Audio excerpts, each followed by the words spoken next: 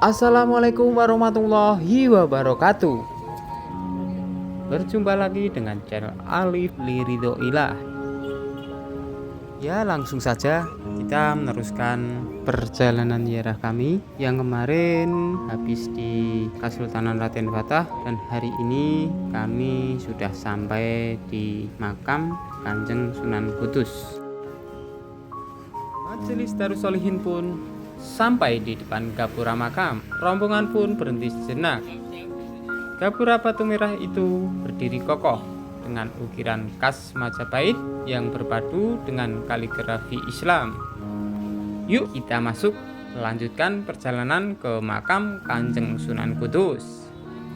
Tapi alangkah baiknya sebelum kita masuk pintu gapura biasanya melakukan membaca doa terlebih dahulu. Bismillahirrahmanirrahim.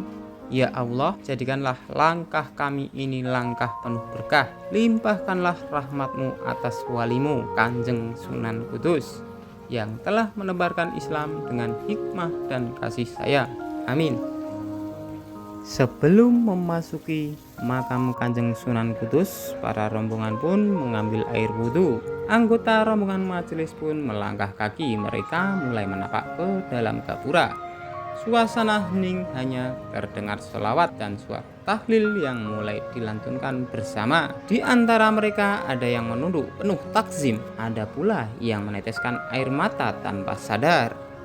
Suasana di dalam kompleks makam hawa terasa sejuk. Di bawah pohon-pohonan tua, jamaah duduk bersila menghadap sungkup makam Kanjeng Sunan Kudus. Guru pembimbing majelis kami pun membuka kitab kecil dan mulai membaca tahlil dan manakib. Oke, kita baru selesai dalam makam Sunan Kudus dan kita akan lanjutkan perjalanan lagi. Oke. Perjalanan Majelis Darussolihin dari makam Sunan Kudus angin sore di kota Kudus berhembus lembut ketika rombongan Majelis Darussolihin perlahan melangkah keluar dari kompleks makam Kanjeng Sunan Kudus. Wajah-wajah para jamaah terlihat teduh sebagai masih larut dalam zikir dan sholawat yang baru saja dilantunkan di area makam. Para jamaah pun kemudian bergegas menuju tepi jalan di mana dua buah angkot berwarna biru muda sudah menunggu. Mereka naik satu persatu membawa tas kecil berisi air dan bunga dapur yang sisa ziarah tadi. Kursi angkot terasa sempit, tapi tawa dan canda membuat perjalanan terasa lapang. Di dalam angkot pun suasana menjadi hangat. Guru pembimbing jamaah mulai bercerita tentang kisah perjuangan Kanjeng Sunan Kudus dalam menyebarkan Islam dengan penuh kebijaksanaan.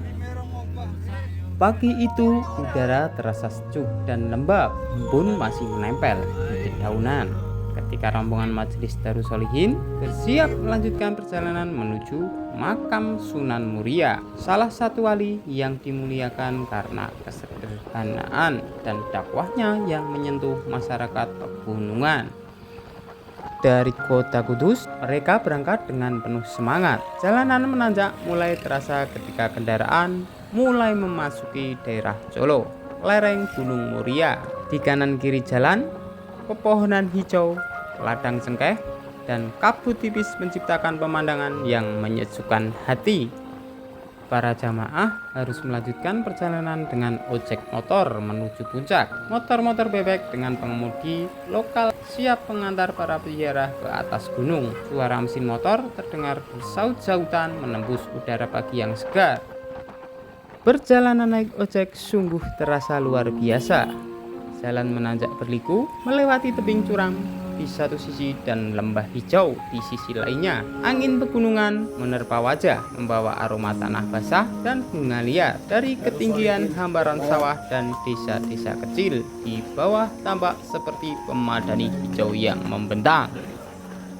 Setelah perjalanan menegangkan sekaligus mengesankan dengan ojek motor menanjak di lereng Gunung Muria, rombongan Majelis Darussolihin akhirnya tiba di tempat pemberhentian terakhir, di mana jalan sudah tak bisa dilalui dengan kendaraan lagi. Dari sini mereka harus berjalan kaki menuju masjid terlebih dahulu melakukan sholat berjamaah sebelum memasuki makam Kanjeng Sunan Muria. Jalanan menanjak itu dipenuhi keramaian. suara pengunjung, langkah kaki, serta panggilan para pedagang yang bersahut-sahutan.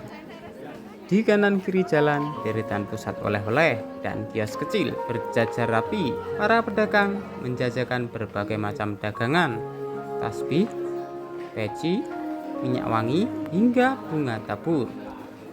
Aroma sate kelinci yang dibakar ditunggu arang bercampur dengan wangi kopi hitam khas Muria membuat beberapa jamaah menelan ludah menahan lapar.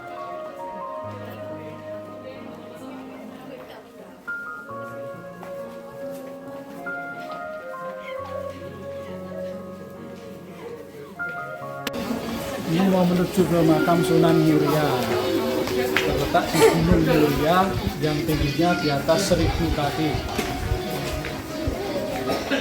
Di sini ke Tuban, Sunan Bonang. Oke. Semoga jamaah Nahdlatul Sholihin tabah daya. Oke, amin, amin ya.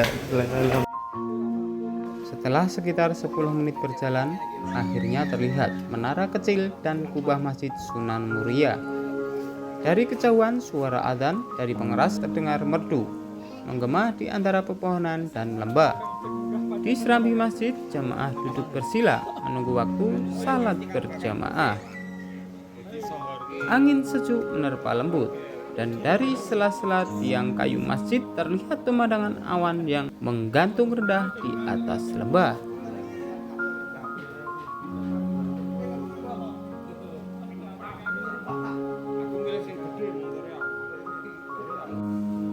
Setelah selesai sholat berjamaah, mereka membaca tahlil bersama sebelum melanjutkan perjalanan menuju makam Kanjeng Sunan Muria. Suasana masjid yang penuh pengunjung membuat hati terasa hidup. Suara doa, lantunan sholawat, dan langkah peziarah bergema berpadu menjadi satu harmoni spiritual yang menenangkan. Naik tangga menuju puncak, langkah berat tapi penuh cinta. Ziarah ini bukan sekedar jejak, tapi perjalanan hati menuju surga. Dengan penuh syukur kami akhiri perjalanan ziarah ini. Semoga setiap langkah menjadi pahala, setiap doa menjadi cahaya, dan setiap pertemuan membawa berkah. Dari kami, Majelis Darus Sholihin, pamit undur diri. Sampai jumpa di perjalanan spiritual berikutnya. Saksikan terus perjalanan kami ke makam Kanjeng Sunan Muria, tertinggi dan termegah. Alif Liridailah, pamit undur diri. Wabillahi taufik wal hidayah. Wassalamualaikum warahmatullahi wabarakatuh.